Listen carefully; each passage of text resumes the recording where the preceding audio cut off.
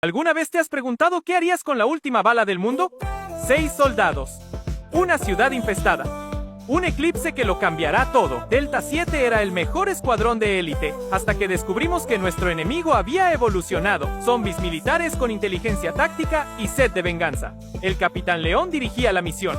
La doctora Yumi nunca fallaba un tiro. Greco convertía chatarra en esperanza. Hackboy dominaba el cielo digital, y el silencioso, él guardaba los secretos más oscuros. Pero cuando el eclipse comenzó, la traición se reveló. El coronel infectado nos había conducido a una trampa mortal. La última bala. 5 segundos congelados en el tiempo. Un disparo que decidirá el destino de la humanidad. No éramos héroes, solo soldados que se negaron a rendirse. Porque en el apocalipsis, la lealtad vale más que el oro.